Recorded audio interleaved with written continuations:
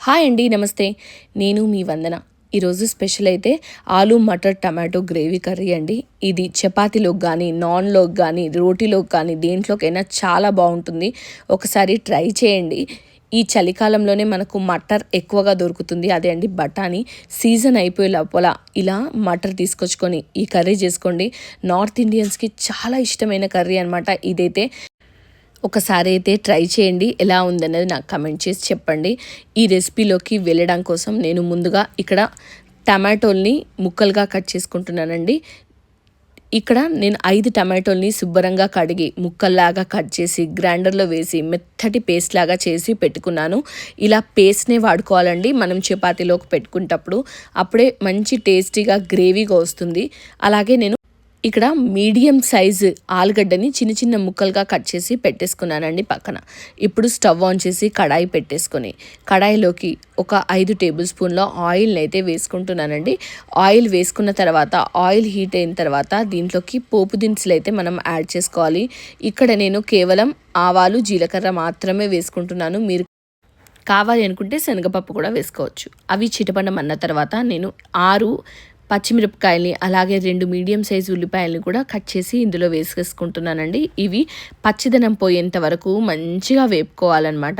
ఇలా ఆయిల్లో ఉల్లిపాయ వేగితే కూర అంతా రుచి భలేగా ఉంటుంది. ఇలా ఉల్లిపాయలు వేగేటప్పుడే నేను ఇందులోకి కొద్దిగా అల్లం వెల్లుల్లి పేస్ట్ని వేసుకుంటున్నానండి. అలాగే అల్లం వెల్లుల్లి పేస్ట్ కూడా పచ్చిదనం పోయేంత వరకు మంచిగా వేయించేసుకోవాలి. ఇలా వేగిన అల్లం వెల్లుల్లి పేస్ట్లోకి నేను ఆల్రెడీ ఆలుగడ్డని చిన్న ముక్కలుగా కట్ చేసి వేసుకున్నాను కదండి.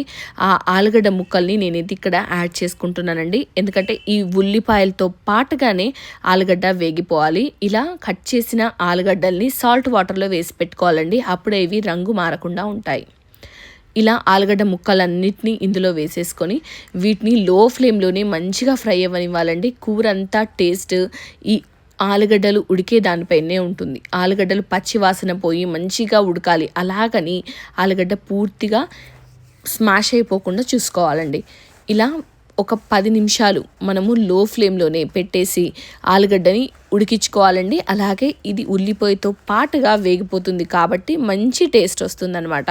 ఉల్లిపాయ కూడా బాగా నల్లగా అవ్వకుండా ఉంటుంది. కంప్లీట్గా వేగిన తర్వాత మనము ఆలుగడ్డ వేసేస్తే ఉల్లిపాయ నల్లబడిపోతుందండి. అందుకే ఇలా ఒక 50 to 60% ఉల్లిపాయ వేగగానే మనము అల్లం వెల్లుల్లి పేస్ట్ వేసేసుకొని తర్వాత ఆలుగడ్డ వేసేసుకుంటే మంచిగా వేగుతాయండి. అలాగే కొద్దిగా నేను పసుపుని ఇక్కడ యాడ్ చేసుకుంటున్నానండి. యాడ్ చేసుకొని అంతా కలిపేసుకొని మూత పెట్టి ఇంకొక 2 నిమిషాలు ఉంచేసుకున్న తర్వాత నేను 1 కప్పు మటర్ని ఇందులో వేసుకుంటున్నానండి. నా దగ్గర మటర్ ఉన్నాయి కాబట్టి ఎక్కువ క్వాంటిటీలో వేసుకున్నానండి. మీరు కావాలి అనుకుంటే మీకు సరిపడా క్వాంటిటీలో మీరు వేసేసుకోవచ్చు. అంటే 1/2 కప్ అయినా పర్లేదు, అలా కూడా వేసేసుకోవచ్చు. మటర్ ఎంత ఎక్కువగా ఉంటే ఈ కూర టేస్ట్ అంత బాగుంటుంది. కానీ ఇది పచ్చిదనం పోయేంత వరకు అయితే ఖచ్చితంగా వేపాలండి. లేకపోతే రా స్మెల్ అనేది మటర్కి ఎక్కువగా ఉండి టేస్ట్ అలా అయిపోతుందనమాట. కాకుండా చూసుకోవడానికి మంచిగా వేపేసుకోండి. అలాగే నేను ఇక్కడ కాస్త కరివేపాకును కూడా యాడ్ చేసేసుకొని ఇది పచ్చిదనం అంతా పోయేంత వరకు మంచిగా కలుపుతూ ఉండాలండి. ఇలా అంతా పోయి మటర్ కాస్త ఉడకడానికి ఒక 10 నిమిషాల టైం పడుతుంది. ఆలోపు మనము టమాటా పేస్ట్ చేసి పెట్టేసుకోవచ్చు.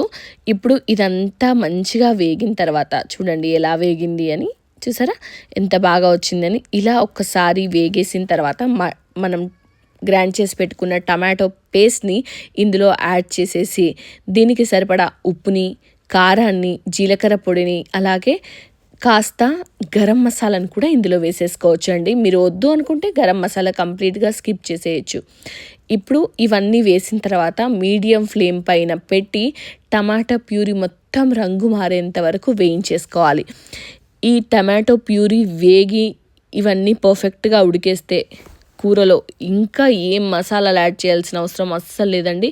ఇంతే, చాలా సింపుల్గా మనమైతే ఈ ఆలు మటర్ టమాటో గ్రేవీ రెడీ అయిపోతుంది. ఇలా అంతా కలిపిన తర్వాత చూసారా మెల్లిమెల్లిగా టమాటో వేగుతున్న కొద్దీ రంగు ఎంత బాగా చేంజ్ అవుతుంది అని. ఇలా రంగు మారేంత వరకు మంచిగా మూత పెట్టి లో ఫ్లేమ్లో టమాటో వేగిపోతుంది. అలాగే మటర్, ఆలుగడ్డ అన్నీ కూడా పర్ఫెక్ట్గా ఉడికిపోతాయి అనమాట. ఇప్పుడు దీంట్లోకి నేను 1 గ్లాస్ వరకు వాటర్ని వేసుకుంటున్నానండి. ఎందుకంటే మనం వేసుకునే చపాతీలోకి మంచిగా గ్రేవీతో కర్రీ ఉంటేనే టేస్ట్ బాగుంటుంది. కాబట్టి వాటర్ యాడ్ చేసుకొని ఆ వాటర్ కూడా కంప్లీట్గా మసిలేంత వరకు ఉంచుకోవాలండి. వాటర్ ఎందుకు ఈ కలర్లో ఉన్నాయి అనుకుంటే, నేను ఆల్రెడీ టమాటోని గ్రైండ్ చేసి పెట్టుకున్నాను కదండి. ఆ టమాటో గ్రైండ్ చేసిన గ్రైండర్లోనే నేను కొన్ని వాటర్ వేసుకున్నాను అనమాట. ఆ వాటర్తో పాటుగా టమాటో మనకి గ్రైండర్లో ఉండిపోతే అది కూడా ఇందులో వచ్చేస్తుంది అని అంతా వేసేసుకొని కాసేపు మరగనిచ్చిన తర్వాత థిక్నెస్ కర్రీది చూసుకొని అడ్జస్ట్ చేసుకోండి. ఒకవేళ మీకు బాగా చిక్కగా అనిపిస్తే కొద్దిగా లూజ్గా చేసేసుకోవచ్చు. నాకు సాల్ట్ కన్సిస్టెన్సీ తక్కువగా అనిపించింది, అందుకని నేను ఇంకాస్త కూడా ఉప్పు వేసేసుకొని మంచిగా కలిపేసుకున్నాను అనమాట. ఇలా చిక్కటి గ్రేవీతో కర్రీ చాలా బాగుంటుందండి. అలాగే దీంట్లోకి నేను కొద్దిగా కసూరి మేతిని చేతిలో తీసుకొని ఆ కసూరి మేతిని నలిపి చేతితో అందులో వేసుకుంటున్నానండి. మంచి ఫ్లేవర్ వస్తుంది ఇలా లాస్ట్లో కసూరి మేతి వేసుకోవడం వల్ల. ఇది ఇలా వేసేసుకొని ఇలా మరిగేటప్పుడు వేసేసుకొని అంతా కలిపేసుకొని ఇంకొక 5 నిమిషాల తర్వాత చిన్నగా చాప్ చేసుకున్న కొత్తిమీరని ఇందులో యాడ్ చేసేసుకుంటే సూపర్గా మనకైతే కర్రీ రెడీ అయిపోతుంది. ఒకసారి ఈ విధంగా ట్రై చేయండి. ఎలా ఉంది అని నాకు కమెంట్ చేసి చెప్పండి. వీడియో నచ్చితే లైక్ చేయండి, షేర్ చేయండి. అలాగే మన ఛానల్ని సబ్స్క్రైబ్ చేయడం మాత్రం అస్సలు మర్చిపోవద్దండి. చాలామంది వీడియోస్ చూస్తున్నారు కానీ సబ్స్క్రిప్షన్ మాత్రం చేసుకోవట్లేదు. ఒకసారి సబ్స్క్రైబ్ చేసుకోండి. మీకు ఖచ్చితంగా ఈ రెసిపీస్ అయితే నచ్చుతాయి. మనకు అమ్మ చేసిన వెరైటీస్, నేను చేసేవి, అలాగే నేను నేర్చుకున్నవి, మేమున్న డిఫరెంట్ ప్లేసెస్లో ఉన్న వెరైటీస్ని కూడా నేను ఈ ఛానల్లో చూపిస్తున్నాను. ఒకసారి ట్రై చేయండి. Thanks for watching.